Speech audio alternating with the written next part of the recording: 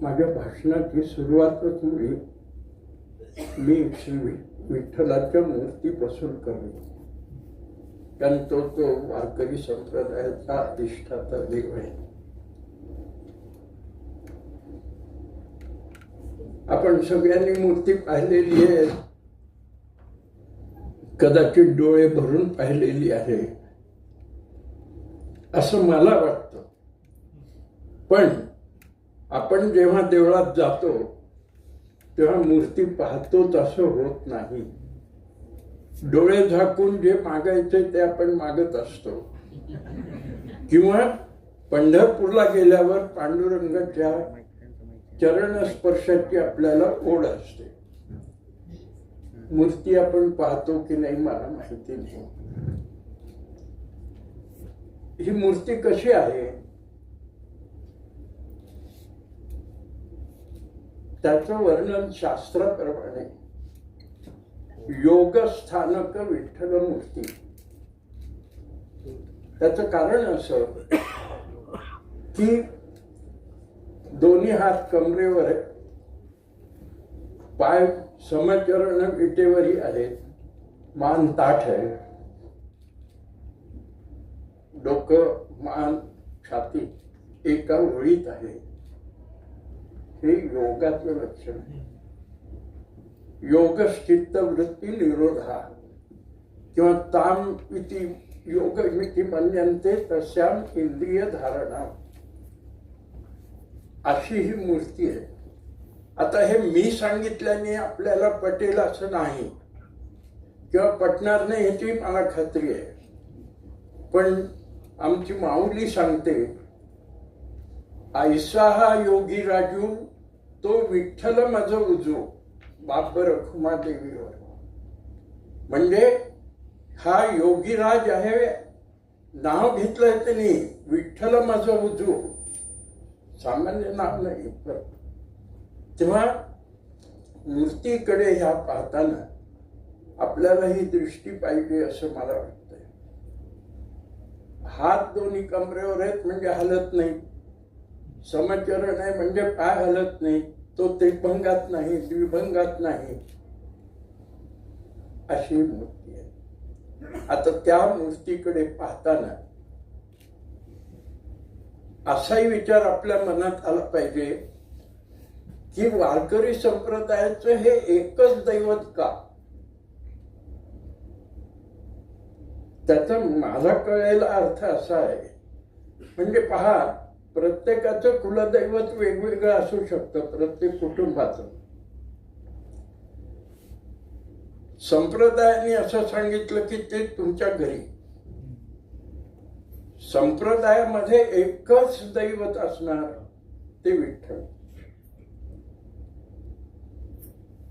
आणि वारकरी संप्रदायाच्या संदर्भात विचार करताना आपल्याला माहित आहे की तुळशी गळ्यात घातली पाहिजे, एकादशीचं व्रत केलं पाहिजे, आषाढी कार्तिकी केली पाहिजे. एवढ्याच थोड्या गोष्टी वारकरी संप्रदायाला अभिप्रेत आहेत. हे का? मला असं वाटतं की सर्व समाज एकत्र यायचा झाला तर त्याला जे परवडेल, जे आवश्यकच आहे तेवढंच त्याच्या संबंधात आपल्याला देता येईल किंवा अपेक्षा करता येईल. आणि हे का झालं असेल तर माझा समज असा आहे की ज्ञानेश्वर, संत ज्ञानेश्वरापासून एकनाथ महाराज आणि तुकाराम इथपर्यंतचा जर इतिहास आपण पाहिला तर मुसलमानी आक्रमणामुळे हा सगळा व्यापृत झालेला इतिहास आहे. त्यावेळी समाजाला का कशाची गरज होती? एकत्र येण्याची गरज होती. सगळ्या गोष्टी मी सांगणार नाही, पण वारकरी हे केवळ टाळकरी नाहीत,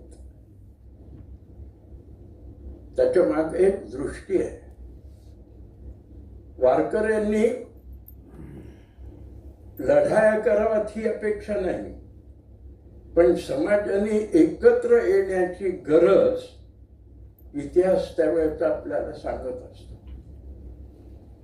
सुफी मंडळी पुढे आली तरी अशी भूमी तयार करायची दृष्टी ठेवली की ज्याच्यामुळं धर्म परिवर्तन सोपं जाईल.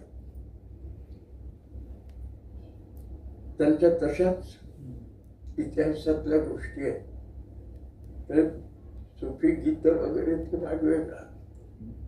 आणि हे सगळं 13व्या शतकातली गोष्ट आहे, 12व्या-13व्या शतकातली. आणि त्याच्या मागून ही अल्लाउद्दीन खिलजीची वगैरे जी लाट आली, आक्रमणं झाली, समाज पिचून गेला. आम्ही सगळं विसरून चाललो की काय आमच्या संस्कृतीच्या गोष्टी.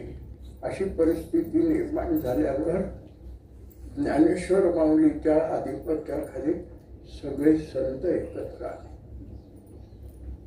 आणि एकच दैवत ठेवलं, पांडुरंग. तो पांडुरंग आम्हाला कळला पाहिजे मूर्तीच्या दृष्टीनं, असं मला वाटलं. म्हणून मी सुरुवात तशी केली. आणि वारकरी संप्रदायाच्या निर्मितीचं किंवा एकत्र येण्याचं जे काम आहे, जे इतिहासाला अभिप्रेत आहे, हा एक भाग आपण लक्षात घ्यावा असं मला वाटतंय. सगळ्या संतांनी आपापल्या परीने पांडुरंगाच्या मूर्तीबद्दल आणि मूर्तीशास्त्राबद्दल आपले विचार अभंगातून मांडलेले आहेत. मूर्तीच्या संबंधात ऐसा हा योगी, मी मागा म्हणालो, देव आहे कैसा तैसा नेणवे सहसा, भांबावला विश्वजन, त्या ना रूप ना आकार ना उकार, ते प्रतिमे आणून विकार वशे, असं ज्ञानेश्वर माऊली सांगते आम्हाला. म्हणजे काय तर प्रत्येकाला देवाची एक वेगळी भूमिका आहे असं वाटतं. आणि एका विशिष्ट देवाच्या पासून, विशिष्ट प्रकारच्या देवापासून आपल्याला काहीतरी अभिप्रेत आहे, अशी त्याच्या मागे भावना आहे. संस्कृतात एक रामोपनिषद आहे. चिन्मयस्य अद्वितीयस्य निष्कलस्य शरीरिणाम उपासकानां कार्यार्थम ब्रह्मणो रूपकल्पना. उपासक आपलं कार्य सिद्धीला जाण्याकरता म्हणून ब्रह्माला आकार देत असतो, सिद्ध करत असतो. एक छोटं उदाहरण देतो तुम्हाला. एकाला नातवाचं तोंड पाहायची घाई झाली, तर त्याने मूर्तिकाराला सांगितलं की मला सिद्धिविनायकाची मूर्ती करून दे, म्हणजे माझ्या मनात जे आहे ते सिद्ध करतो होईल. तेव्हा त्याची आजी म्हणाली, मग तू बालगणपती का नाही सांगितलं? नातवाचं तोंड. उपासकानां कार्यार्थम ब्रह्मरूपना, ब्रह्माचं रूप आमचं कार्य सिद्धीला जाण्याकरता म्हणून आम्ही ती योजना केली, असा त्याचा अर्थ होतो.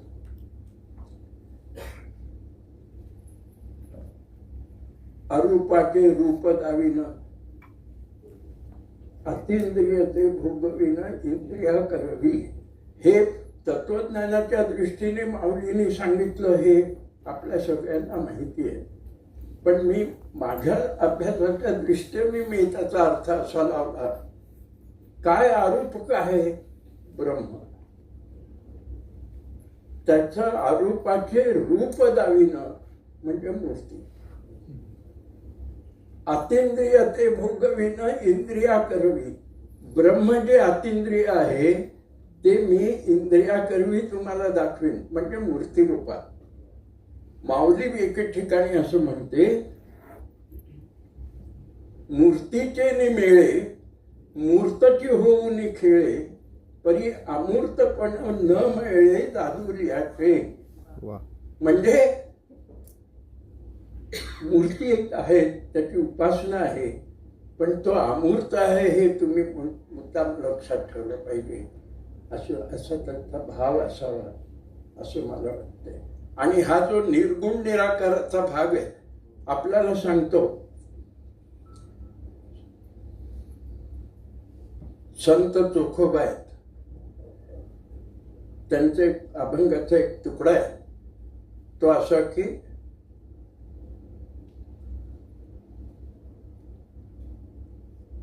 एकदम लक्षात येत नाही, निर्गुणाचे भेटी आलो सगुणा संगे, किंवा संत आमचे समर्थ रामदास असं म्हणतात की सगुणाचे आधारे निर्गुण पाविजे निर्धारे. या संतांच्या संबंधात आपण जेव्हा विचार करतो तेव्हा त्यांचे विचार एकच आहेत, वेगवेगळ्या दृष्टीनं त्यांनी ते मांडलेले आहेत, वेगवेगळ्या उपमा अलंकार देऊन त्यांनी ते विचार समाजामध्ये रुजवण्याचे प्रयत्न केलेले आहेत, असा माझा एक समज आहे. आमच्या मूर्तिशास्त्रामध्ये मी संतांचंच कार्य सांगतोय तुम्हाला, पण मूर्तीच्या आधाराने सांगण्याचा प्रयत्न करतो.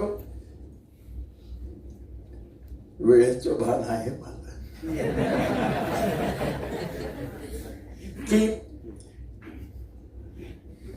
मूर्ती करताना एक विचार त्याच्या मागे असतो की समाजाला काय दिलं पाहिजे, समाज कशाची अपेक्षा करत असतो. समाज परिवर्तन म्हणजे ते निषाद भिल्ल अशी माणसं होती, त्यांना आपल्या थरात आणायचं तर काय केलं पाहिजे, तर ते ज्या मूर्तीची उपासना करतात त्या मूर्तींचा अंगीकार थोडा वेगळं रूप देऊन त्याला करायचा. समाज प्रबोधन त्यात आहे.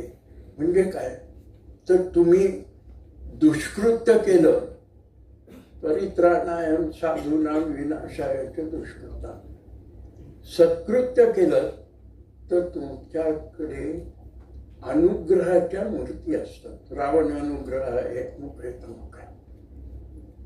आणि सामाजिक अभिसरण, लहानशी गोष्ट सांगतो आपल्याला, राजवाड्यांच्या लेखात आहे. इराणमध्ये म्हणजे पर्शियामध्ये पूर्वी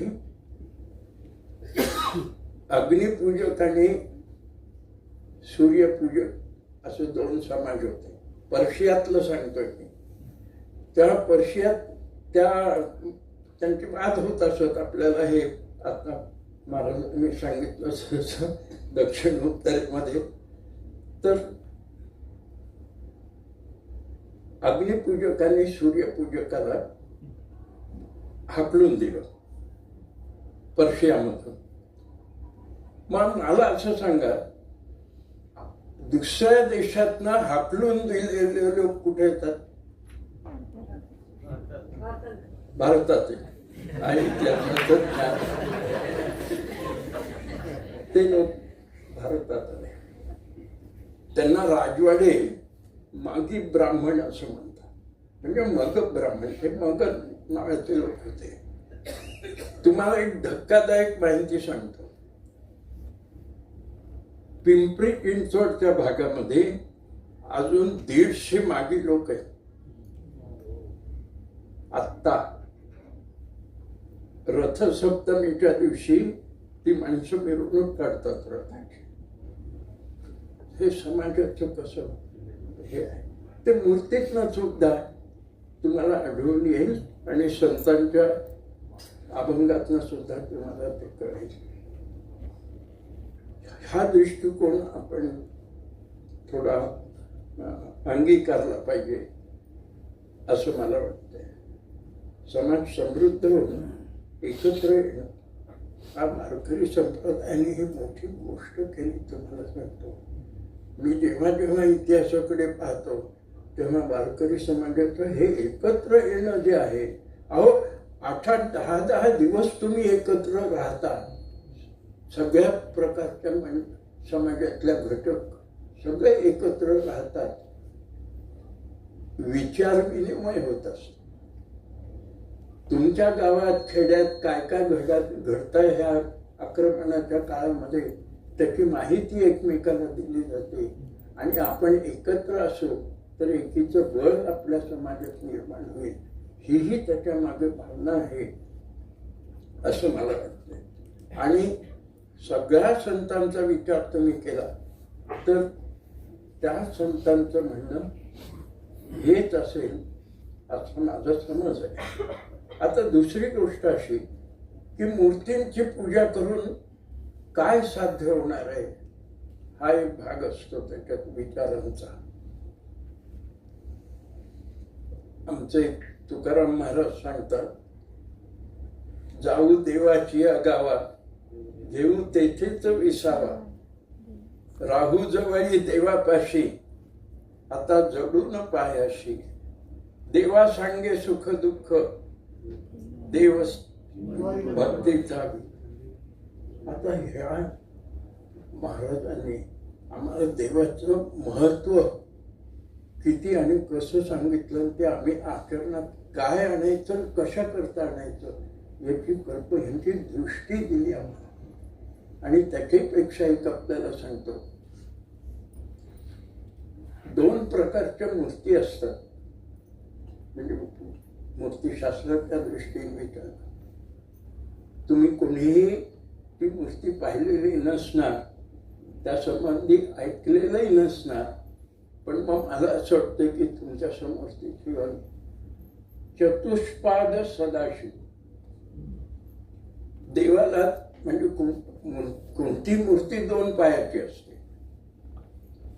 अग्नीची 3 पायाची असते, पण हा सदाशिव जो आहे, आता अभंगात महाराजांनी सांगितलं सदाशिव आणि हे, तर तो सदाशिव जो आहे त्याला त्या मूर्तीला 4 पाय असतात, 2 खाली सोडलेले. त्याला आम्ही काय आमच्याकडे मूर्तीचा विचार करताना ना पाय सोडून बसलेला जर असेल तर त्याला सिटिंग युरोपियन फॅशन असं म्हणतात. तो आम्हाला प्रलंब पादासन शब्द माहिती आहे ना, तर असो ते 2 पाय सोडलेले असतात आणि दुसऱ्या 2 पायाची मांडी घातलेली असते. आपल्याला आश्चर्य वाटेल, शैव सिद्धांत जो आहे तो मूर्ती रूपात आणलेला आहे, पर्सॉनिफिकेशन. ते सांगतो शैव सिद्धांत 4 प्रमाणावर आधारलेला आहे, चर्यापाद, क्रियापाद, योगपाद आणि ज्ञानपाद म्हणून ते 4 पाय दिलेले त्याला आहे. त्या मूर्तीची उपासना करताना तुम्हाला शैव सिद्धांताची जाणीव व्हायला पाहिजे. आणि शैव सिद्धांत काय सांगतो आम्हाला? मोक्ष. संत काय म्हणतात? मोक्षाचा प्रयत्न जायचा. हे मूर्तीशास्त्रातून सुद्धा आपल्याला कळतं. दुसरी एक मूर्ती आहे, तिला वैकुंठाची मूर्ती म्हणतात. विष्णूचीच असते पण तिला 4 तोंड असतात, संकर्षण, वासुदेव, प्रद्युम्न आणि अनिरुद्ध. या अशा मूर्तीला वैकुंठ असं म्हणतात. आणि तुम्हाला खजुरावला एक लक्ष्मण मंदिर आहे, तिथं ही मूर्ती आहे आणि तिथे शिलालेख आहे. त्याच्यात असं म्हटलंय की वैकुंठाची मूर्ती मी प्रतिष्ठापित करतोय. तो राजा म्हणतो. आता हा वैकुंठ आम्हाला माहिती आहे की नाही? वैकुंठ म्हणजे विष्णूचं निवासस्थान हे सगळ्यांना माहिती आहे, पण वैकुंठाची मूर्ती असते हे अवघड माहिती असणं. हरिपाठाच्या 2ऱ्या अभंगात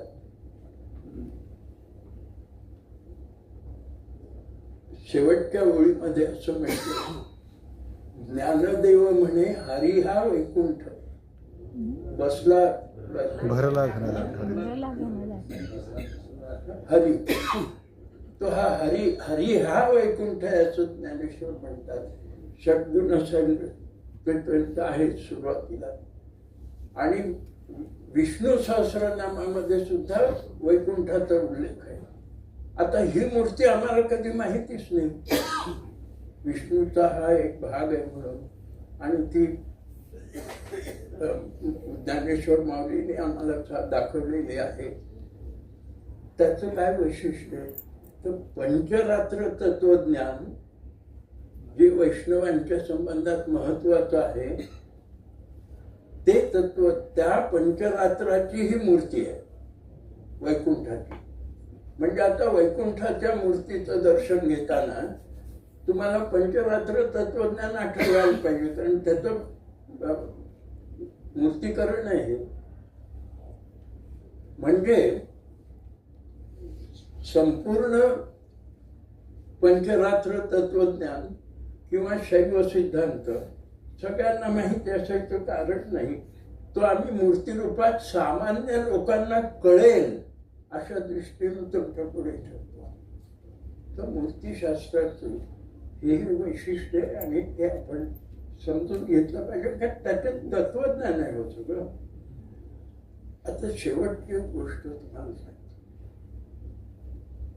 म्हणजे आनंद झाला असणार तुम्हाला. काय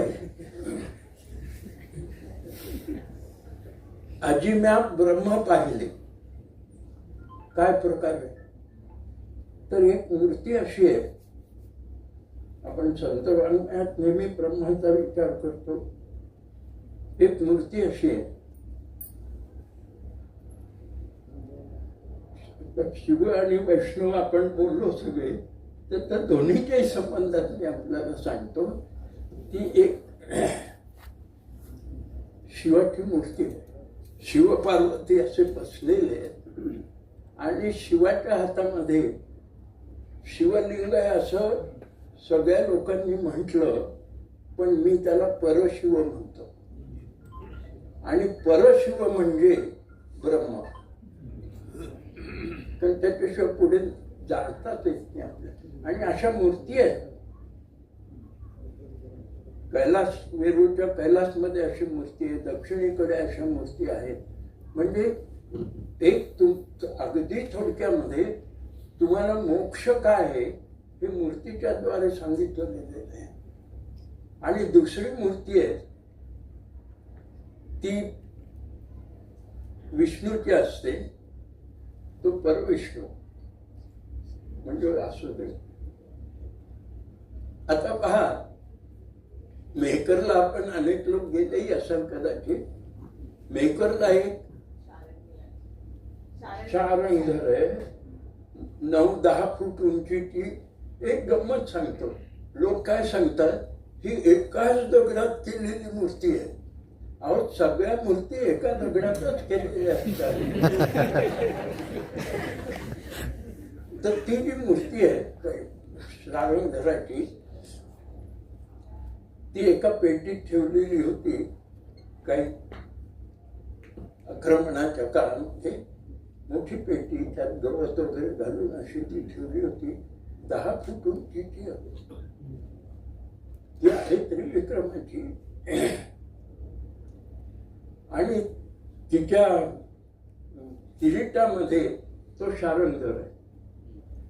आपली दृष्टी तिथपर्यंत जाते पहा, कारण उंच मूर्ती आहे. आणि मी मग सांगितल्याप्रमाणे मूर्ती पाहतो कोण, पण त्याच्याही वर एक लहानसं देऊळ आहे. 4 खांब आहे, अधिष्ठान आहे, म्हणजे ओटा आहे. आणि त्या गाभाऱ्यामध्ये वासुदेवाची मूर्ती आहे. हा वासुदेव म्हणून परविष्णू. आता हे म्हणजे आणि काय, परविष्णू म्हणजे वैष्णवांच्या दृष्टीनं ब्रह्म, परशिव म्हणजे शिवाच्या दृष्टीनं ब्रह्म. आता ह्या दोन्ही दृष्टीनं, दोन्ही मूर्तीच्या द्वारे तुम्हाला जेव्हा ब्रह्माचं ज्ञान होतं तेव्हा वारकरी संप्रदाय काय सांगतो, शैव वैष्णव सगळे एकत्र आपण म्हणतो. तेव्हा वारकरी संप्रदायाचं तत्वज्ञान मूर्तीच्या द्वारे संतांनीच सांगितलं असं आपल्या लक्षात येईल. अजून 2 मिनिटं घेतो आपली.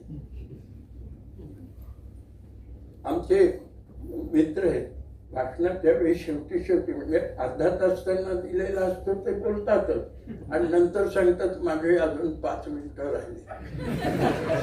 ती 5 मिनिटं झाल्यावर सांगतात 2 मिनिटं शिल्लक आहे. तसं मी करणार नाही.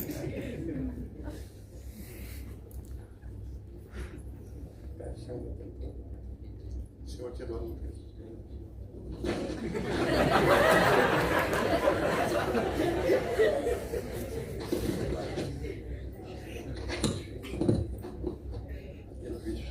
विसरून गेलो.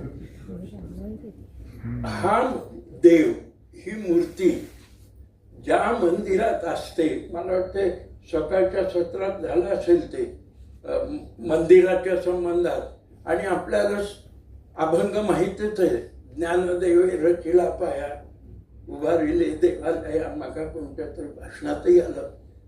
तर हे देऊळ काय?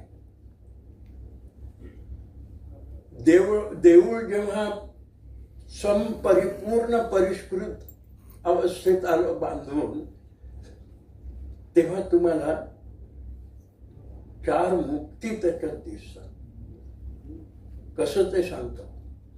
खजुरावची जी मंदिर आहेत त्यातलं जे लक्ष्मण मंदिर मी आपल्याला आता सांगितलं होतं, उल्लेख केला होता, ते लक्ष्मण मंदिर संपरिपूर्ण आहे तत्वज्ञानाच्या दृष्टीने. आपल्याला हे माहिती आहे की खजुरावच्या मंदिरामध्ये जे अधिष्ठान जे असतं, त्या अधिष्ठानामध्ये day in and day out ह्या सगळ्या मानवी क्रिया त्यात दाखवलेल्या असतात. स्वयंपाक चाललाय, नृत्य शिकवलं चाललंय, शिल्प घडवलं चाललंय, आणि रात्री काय माणसं संसारी करतात ते सगळं त्यात. खजुरावची मंदिरात लोक त्याच्याकरता जातात पाहायला, अध्यात्म पाहत नाहीत त्यातलं. म्हणजे संसार तुम्ही, आणि खजुरावची सगळी मंदिरं 20-25 पायऱ्यांची असतात. म्हणजे हा सगळा संसार जो आहे हा तुम्ही सोडायचा आणि वर जायचं. मुखमंडपात किंवा मंडपात तुम्ही उभे राहिलात, सलोकता. त्या मंडपामध्ये सगळे लहान लहान देव, गंधर्व, विद्याधर, अप्सरा यांची शिल्प असतात. म्हणजे तुम्ही संसार सोडला म्हणजे त्या लोकात गेलात. आता तुम्ही